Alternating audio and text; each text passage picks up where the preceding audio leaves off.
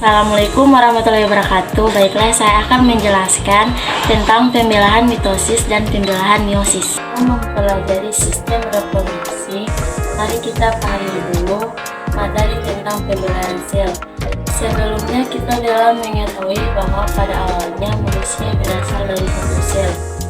Sel tersebut mengalami pembelahan sehingga jumlah sel manusia pada saat dapat mencapai 200 Setidaknya ada 3 alasan mengapa sel mengalami pembelahan adalah untuk pertumbuhan, perbaikan, dan reproduksi. Alasan pertama, sel mengalami pembelahan adalah untuk pertumbuhan. Tentu saja kita masih ingat salah satu ciri makhluk hidup adalah mengalami pertumbuhan. Makhluk hidup dapat tumbuh karena sel-selnya bertambah banyak. Semakin banyak sel pada makhluk hidup, maka semakin besar ukuran makhluk hidup tersebut. Alasan selanjutnya adalah untuk perbaikan. Apakah kamu pernah mengalami luka pada bagian tubuhmu? Apakah setelah beberapa lama bagian tubuh yang luka tersebut dapat menutupi seperti semula? Sebenarnya pada bagian tubuhmu mengalami luka tersebut terjadi kerusakan jaringan.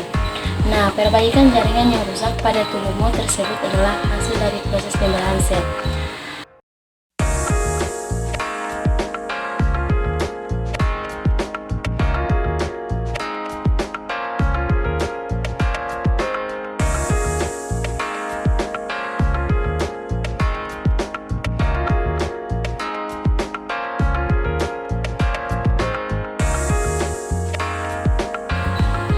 Alasan terakhir sel mengalami pembelahan untuk reproduksi.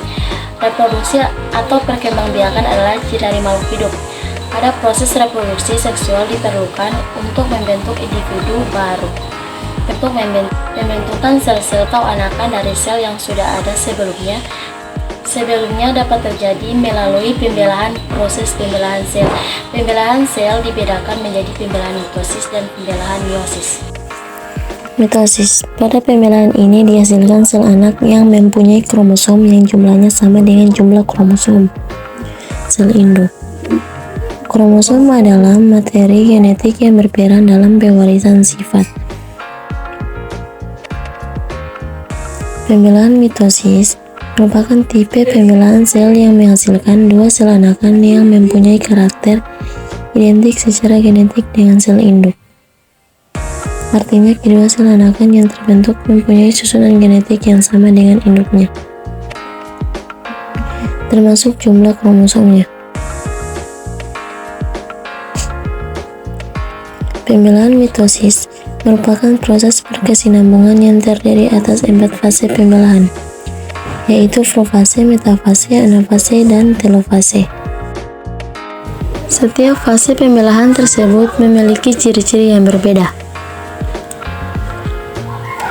Profase. Pada tahap profase, kromosom sudah mengganda, kemudian memadat, membran inti mulai rusak menjadi bagian-bagian kecil atau fragmen.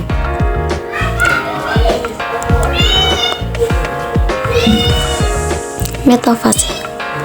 Pada tahap metafase, kromosom sudah berjajar pada bidang pembelahan.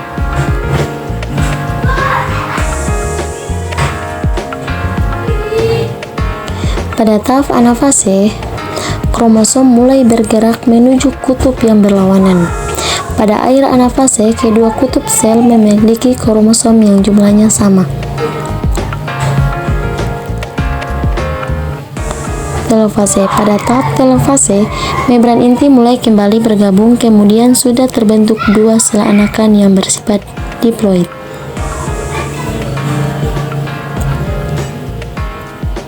Pada tahap akhir dari pembelahan mitosis yaitu fase telofase, umumnya selalu diikuti dengan pembelahan sitoplasma yang disebut dengan sitokinesis.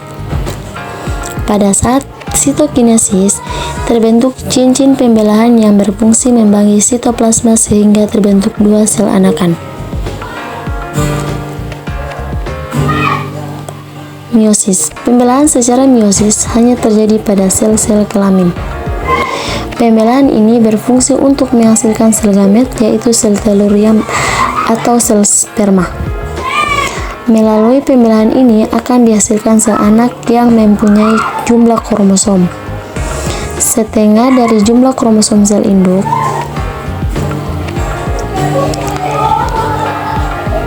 Pembelahan meiosis adalah pembelahan sel yang menghasilkan 4 sel anakan yang masing-masing sel anakan hanya memiliki separuh dari jumlah kromosom sel induk.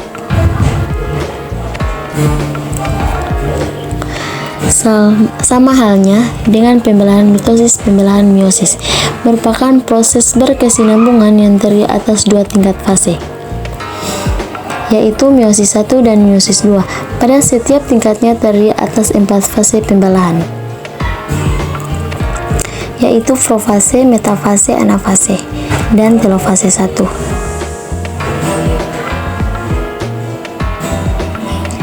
Pada profase 1, membran inti mulai rusak menjadi bagian-bagian kecil dan kromosom sudah mengandak kemudian memadat.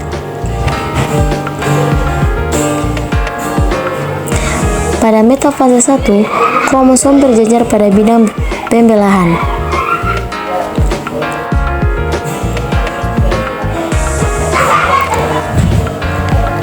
Pada tahap anafase 1, kromosom bergerak menuju kutub-kutub yang berlawanan.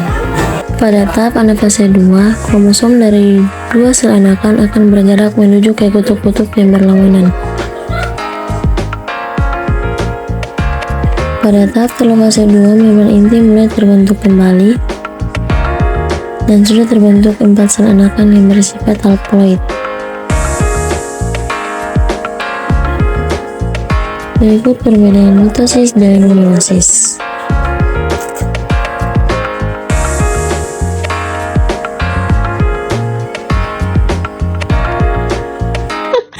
Terima kasih sudah menonton dan sampai jumpa. Bisa